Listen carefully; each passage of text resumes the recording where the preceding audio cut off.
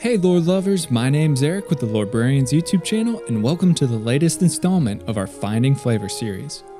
New Magic sets, their accompanying articles, and story archives paint vibrant pictures of what the essence of the sets and their locales are. And we spend a great deal of time on the channel exploring tales, settings, and characters in fine detail. But with hundreds of cards printed in each set with dozens of flavor text and innumerable pieces of art, many of them miss their chance in the spotlight and fall through the cracks without our lens passing over them. So today we're taking some time to revisit these forgotten stories and tidbit treasures as we go through a set review of the upcoming Innistrad Crimson Vow. Be sure to check out our Finding Flavor review of Midnight Hunt if you haven't already. I'll leave a link in the show notes. But before we begin, I'm excited to announce the channel's very first giveaway. We're approaching 20,000 subscribers, a milestone I never thought possible when I first created the Lorebrarians. To show my support and give back to the community we've built here on the channel, I've partnered with Kenan Orhan at orhanwoodwork.com to create a stunning, handcrafted deck box made from walnut and wenge accents. Featuring hand-cut dovetails, the box holds 300 standard sleeved cards, or anything else you'd like to store. All you have to do to be entered in the giveaway is make sure you're subscribed to the Lorebrarians channel and leave a comment below with the hashtag giveaway. Simple as that. The running will last through the month of November, with the winner being announced in December. And a big thanks to my Patreon supporters who are helping me grow and improve the channel. If you're interested in learning more and earning some perks like shoutouts and early access to videos, check out patreon.com/thelorebrarians. Alright, time to sharpen our stakes and bless our silver as we break down the set of Crimson Vow. Let's dive in. This set wouldn't be Crimson Vow without a wedding or without blood, both of which are referenced frequently throughout. Olivia Voldaren seeks to join hands with Edgar Markov to unite the vampire families and rule all of Innistrad. We get a flavorful dose of wedding preparations in the cards Bride's Gown and Groom's Finery. And if we look closely, the art of these cards matches the clothing Edgar and Olivia don on their respective cards. Their wedding has an officiant in the card Unholy Officiant, a flower girl in Blood Petal Celebrant, ladies in waiting in the card Olivia's Attendants, and even a wagging for the lovely couple in the card Honeymoon Hearse. These cards perfectly encapsulate the haughty decadence of a vampire wedding, and the creative team at Wizards really knocked it out of the park with the illustrations and flavor text. I also love the theme of crimson petals used throughout the set's illustrations. These petals, made of blood, represent the elegance, culture, and carnal desires of vampiric families perfectly. We see them vividly in the art of cards such as Falkenrath Forebear and Voldaren Bloodcaster. On a more figurative note, the petals themselves beautifully symbolize the blood cell, which shares its biconcave appearance with the elegant petals flitting through the air.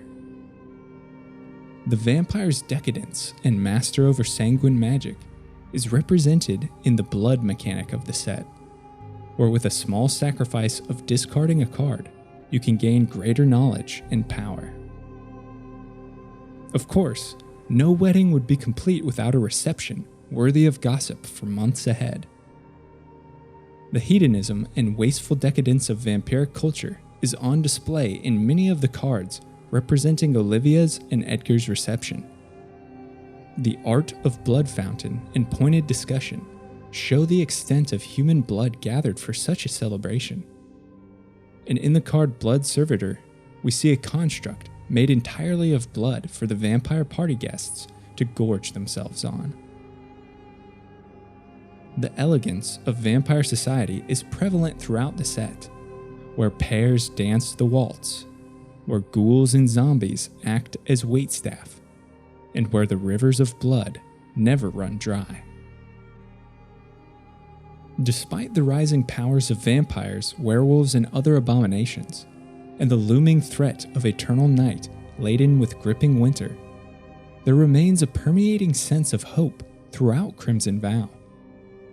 The humans of Innistrad and their allies have survived Avacyn's imprisonment, her madness, the travails, and an interplanar invasion, and they're adamant that they'll stand stalwart in the face of vampiric ascension.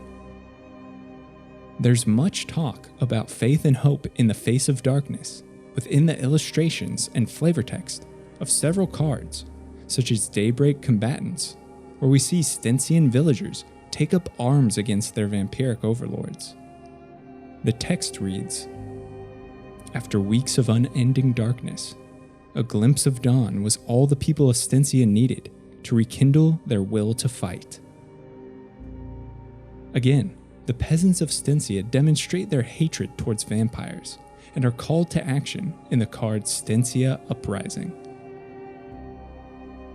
Although the Church of Avacyn has been broken through the travails, there are those who continue to use her symbol as a source of hope and to inspire faith in those around them. The card Honored Heirloom highlights the painstaking task of church restoration and rejuvenation of faith. Avacyn's collar was physically twisted during Emrakul's invasion, and here we see an individual warping the metal back to its original shape. The flavor text tells us, "After the travails, rune chanters set about repairing twisted symbols of Avacyn as the first step in restoring faith in the church." But the symbols of faith don't end with Avacyn's collar.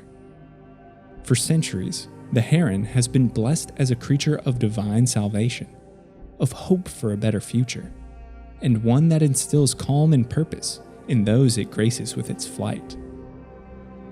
Up to this point, the only heron that had made an appearance was the moon heron in the original Innistrad block, and this wasn't even a true heron but rather a spirit, indication that hope and faith are dying. But in Crimson Vow, amidst the tumult and darkness rising, we get our first heron printed in the card Heron of Hope, an indication that light and life are on the mend, that the blessings of dawn are just beyond the horizon. We also see the power of the heron in the card Heron Blessed Geist, where a spirit has been vindicated and filled with divine potential. Even in Innistrad's darkest hour, there are those who fight for the dawn and carry the banner of hope against all odds. More so than in the previous Midnight Hunt, Crimson Vow shows us the myriad of lingering effects the Eldrazi Titan Emrakul's presence has on Innistrad. Her imprisonment in the moon has likely caused the change in the day-night cycle and the encroachment of eternal darkness. But Emrakul's aura also has a direct impact on the transformation of various flora and fauna on the plane. In Shadows over Innistrad, minds were corrupted and bodies were twisted with terrible mutations. The denizens of the plane were transformed into abominations and eldritch horrors, with multiple unnatural outgrowths. In Crimson Vow, we see that Emrakul's influence can still be felt in cards like Uvenwald Oddity. On the front side is a beast that famed rangers Elena and Helana believe to be a new species. On the flip side, they realize how right they are, as a gaping mouth and several claw-like appendages burst out from the abdomen of the Ulvenwald behemoth in the signature style of an Eldrazi horror. We also see the mutations of several other creatures of nightmares, centered around both unnatural tentacles and the addition of multiple sets of eyes, likely caused by Emrakul's presence. The illustrations in the cards Screaming Swarm and Cruel Witness put this fact on display, where we get a glimpse of how the avian species have been transformed into winged horrors. Again, we see these physical features on display in the flip side of the card Concealing Curtains.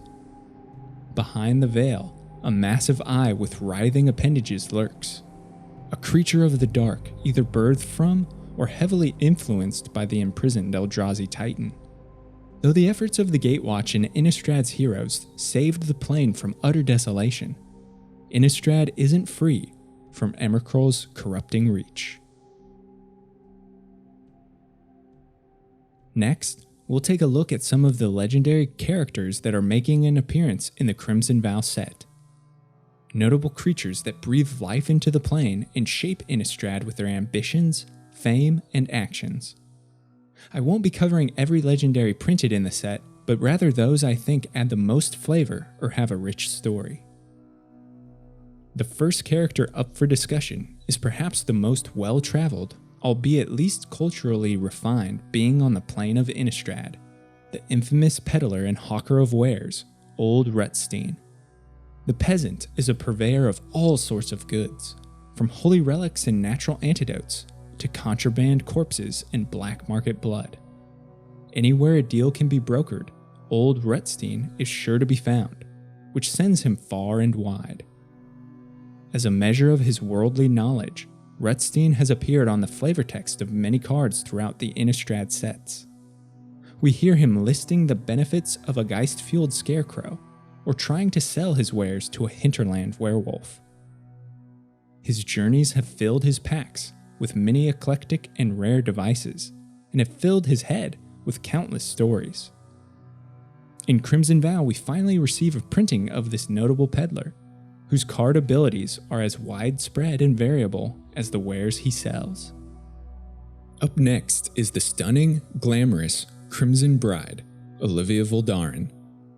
Progenitor and matriarch of the Voldaren bloodline of vampires, Olivia is known to be reclusive and secretive, choosing a life of mystery in her Lorebrarians estates, far from settlements or city centers. Despite her antisocial nature, Olivia and the Voldarians are notorious for hosting the most shameless and sinful galas, where they openly display their vast wealth and debauchery. In Crimson Vow, the Voldaren estates hold the ceremony and reception for the most anticipated vampire wedding in centuries, a marriage between Olivia and Edgar Markov. We see Olivia's purpose for the union in the flavor text of her card.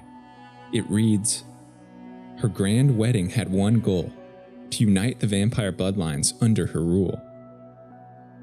After assisting Soren Markov in his fight against Nahiri during Shadows over Innistrad, Olivia found the vampire encased in stone. She took Soren's blade and anointed herself the new lord and protector of Innistrad. To consolidate power, Olivia intends to perform a ritual that will grant her control over Innistrad's angelic host. She has already in her possession the Moonsilver Key and an imprisoned Sigarda, but she requires the expertise of Edgar's Sangromancy to complete the ritual. We see Olivia awaken the ancient vampire and enthrall him in order to fulfill her wishes. Although her motives are dark and selfish, Olivia doesn't shy from hosting the most elegant of weddings. In the card's wedding announcement and courier bat, we see that her invitation reaches across all of Innistrad, and thousands answer the call as Lorebrarians fills with notable guests and ecstatic partygoers. The Voldaren matriarch isn't one to be outdone, and so dons a wedding gown that truly steals the breath away. In the illustration of her card, we see Olivia's dress shrouded in crimson wisps, the spirits of her victims, as an elegant accessory and a reminder of her dangerous power. The reclusive and eccentric progenitor of the Stromkirk bloodline of vampires finally makes an appearance in Crimson Vow as Runo Stromkirk.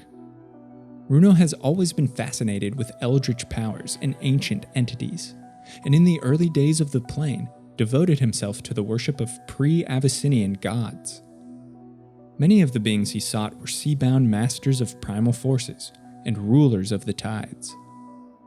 After he was blessed with the curse of vampirism, Runo led the Stromkirk bloodline to the coastal province of Nephalia and erected the brilliant city of Drunau, a location that afforded him easy access to the rocky shoreline from which he could praise his gods.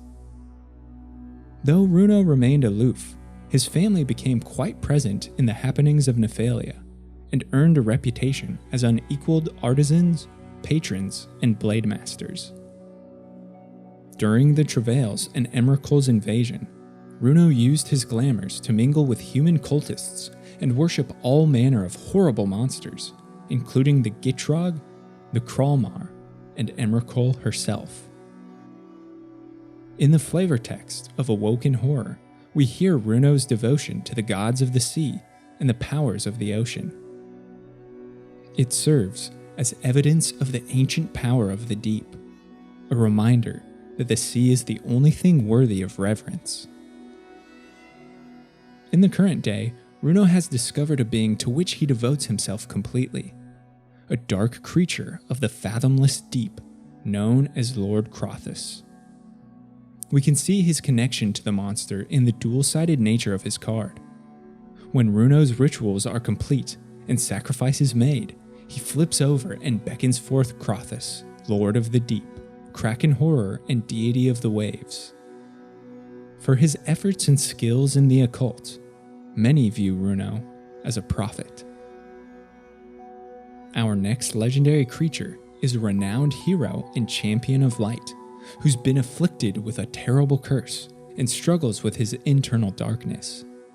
Sir Audric was once commander of the famed Gavany Riders and earned several commendations for his valiant efforts in protecting humanity from Thraben to the Moorlands. Equipped with a blessed blade that glows softly, Audric led crack units of Cathars against werewolf howlpacks and vampiric interlopers.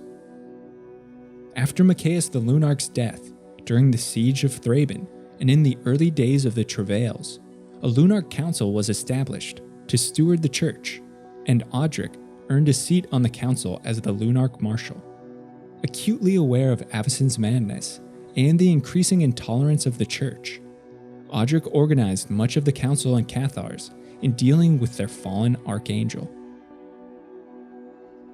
He had given his all to the church, so it was a crushing blow to his resolve when Audric discovered that Avacyn's institution had been infiltrated and corrupted by the demon-worshipping Skurstag. Betrayed and disillusioned, Audric abandoned his crumbling church and joined Knight Cathar Thalia in the Order of Saint Traft, which fought doggedly against the corrupted Lunarch Council and the maddened angels during the Travails and Shadows over Innistrad. After the Travails, Audric and Thalia interrupt a cursed ritual performed by the vampire Henrika Domnathi to bring the demon lord Ormondal to the material plane. Before the sacrificial rites could be complete, Audric threw himself between the blade and its intended target, saving an ally but fatally injuring himself.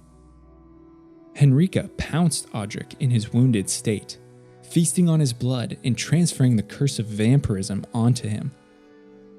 This is seen in the art and flavor text of Hero's Downfall, which reads, Audric resisted the vampire's curse with all his strength, but after a lifetime of fighting monsters, he was doomed to become one himself. His pure blood was like holy water to the vampire, however, and Audric and Thalia beat Henrika back, forcing her to flee. The fallen Cathar now struggles endlessly with a curse that seeks to take away his humanity and consume him. Unlike other vampires, the tactician is not harmed by the moon, but rather rejuvenated by its glow. Though the curse twists his body and mind, Audric's pure soul and life dedicated to a higher purpose struggle to keep it at bay. Edgar Markov, the legendary patriarch of House Markov and the progenitor of all vampiric bloodlines on Innistrad, is a character central to the story of Crimson Vow. Thousands of years ago, famine swept across Stensia, and Edgar, an aging alchemist, experimented in ways to achieve immortality and be free of the need to eat.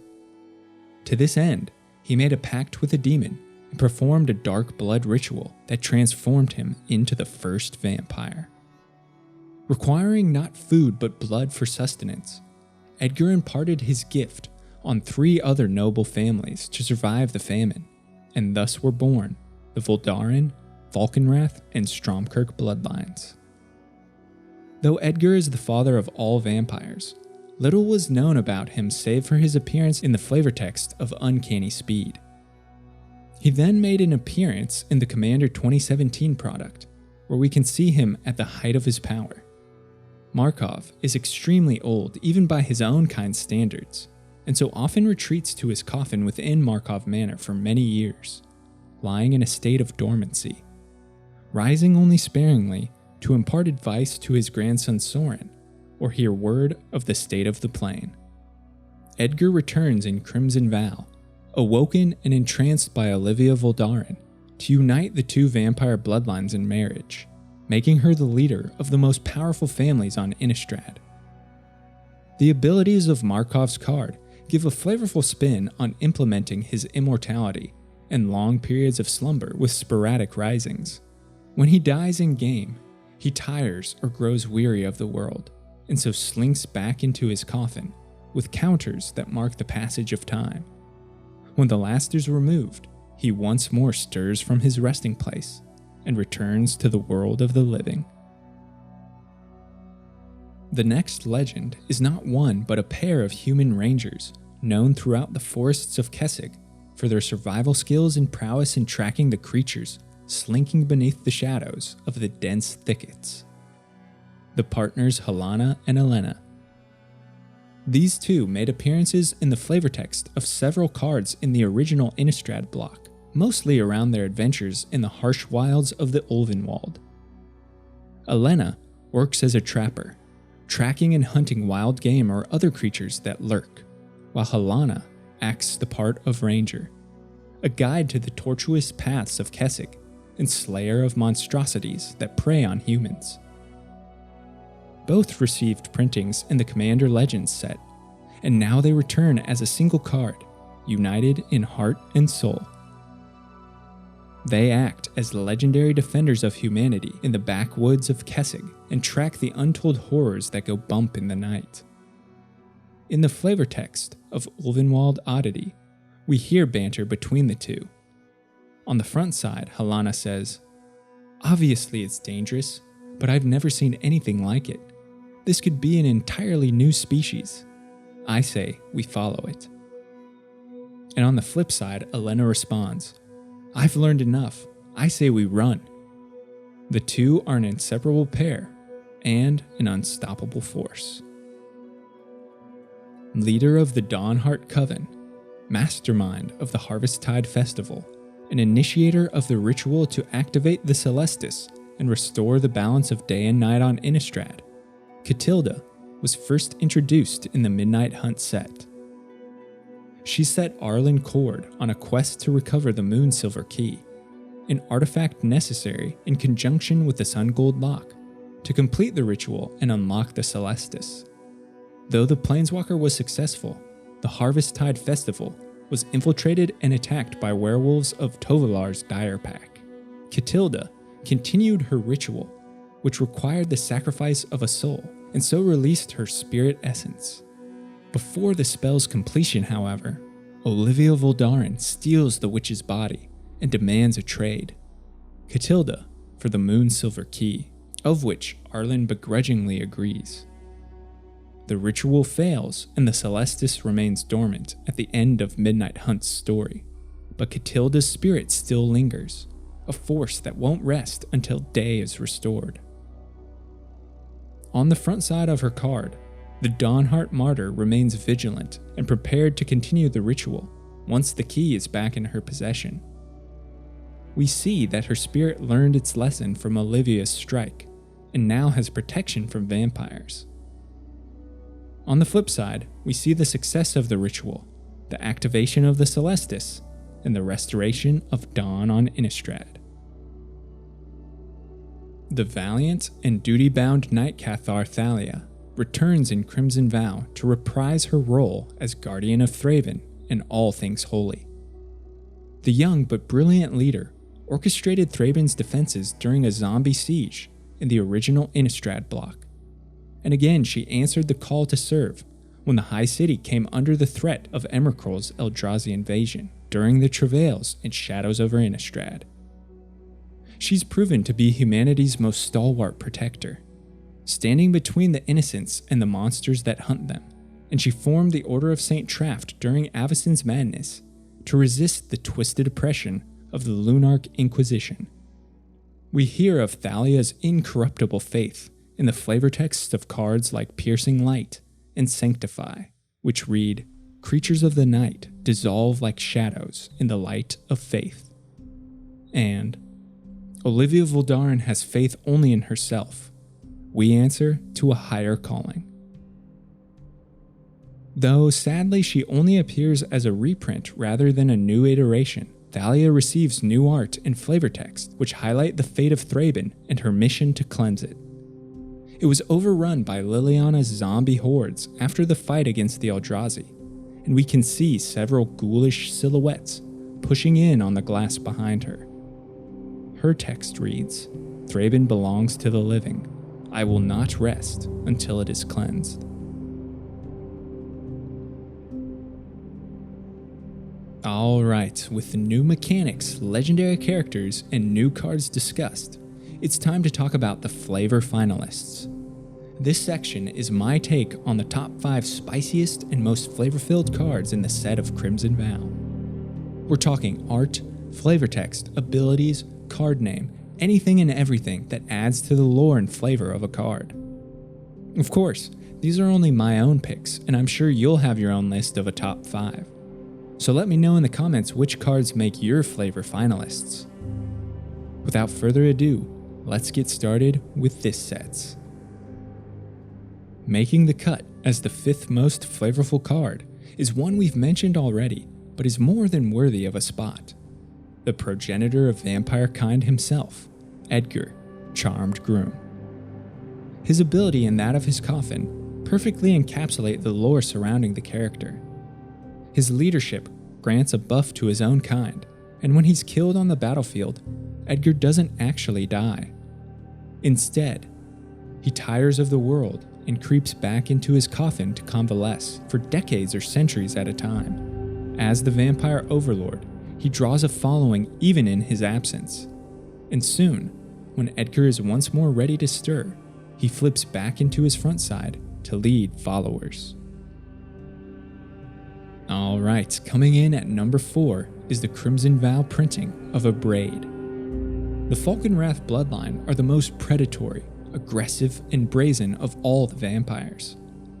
They assume the raptorial nature of the falcon, their family's namesake, and although much about their progenitor is shrouded in mystery, we do know that he was an unparalleled falconer who envied the bird's freedom. In the flavor text of Abrade, we hear that the Falkenrath progenitor was a vicious falconer, and the line is quick to remind others of its heritage. On top of this rich flavor, we're given a spectacular piece of art that ties the Falkenrath to the bird of prey. As the vampire's victim is throttled by its quick, unanticipated assault, a silhouette of a falcon can be seen in the background, similarly striking its prey. Like the falcon, the Falkenrath vampires have completely cast off their ties to civilization and culture, seeking purpose in the exhilarating bloodlust of the hunt. My third pick in the flavor finalists is the card Ragged Recluse. A rather peculiar hermit who has around her fireplace an odd assortment of dead creatures, in tubs, hanging from the rafters, and on display shelves.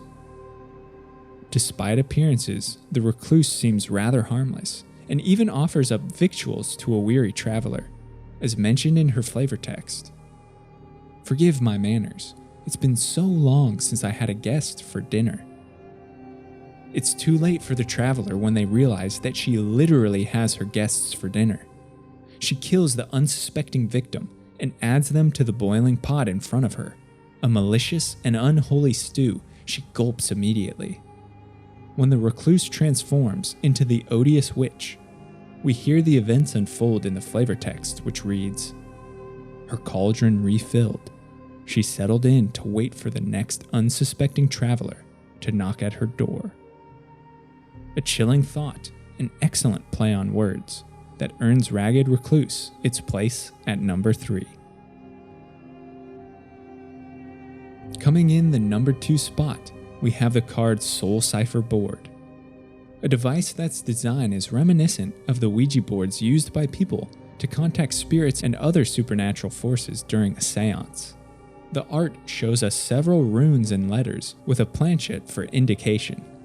What's interesting is that we see symbols of faith rather than desecration, in Avacyn's Collar and the Gryph. Members of the elusive Quietus cult use soul cipher boards to contact spirits of the dead, which we can see in the illustration of its flip side in Cipherbound Spirit.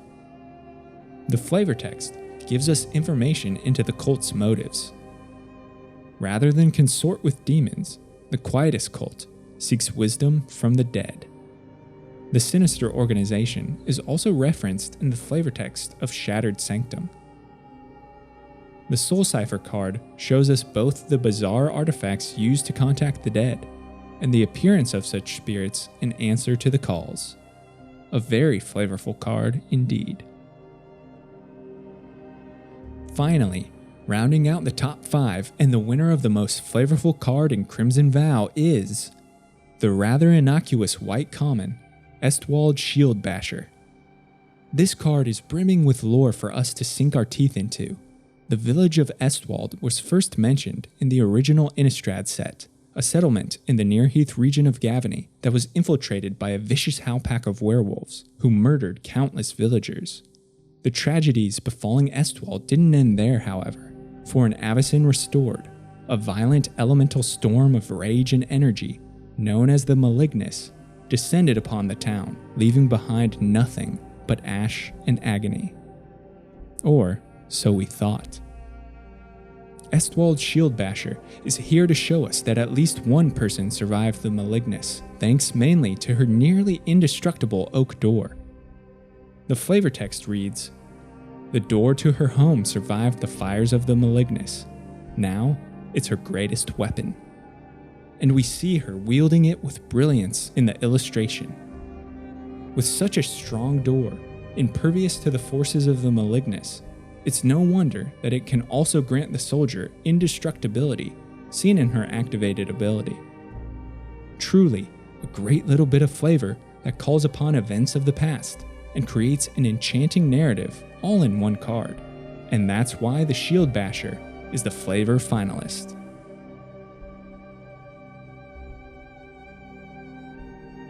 Thanks for watching and listening to this Finding Flavor set review. I hope you enjoyed our lore-driven breakdown and review of Crimson Vow. There are some great pieces of flavor in this set, and I'm sure many will enjoy getting their hands on it. But now I want to hear from you. Let me know your review of Crimson Vow. Did it hit or miss the mark? What cards make your flavor finalists? Let me know if there are any cards I missed that you think have great bits of flavor. Which cards you're most excited to see printed, as well as suggestions for future videos in the comments below. And now, I want to give a very special thanks to my patrons that are helping grow and improve the channel. The support means so much to me, and I really appreciate their generous backing. And if you want to learn more about the Patreon community we're building, check out patreon.com/thelorebrarians, or click the link in the description. Big thanks to Alex Joaquim for the intro and outro music. Until next time, go forth and explore the lore.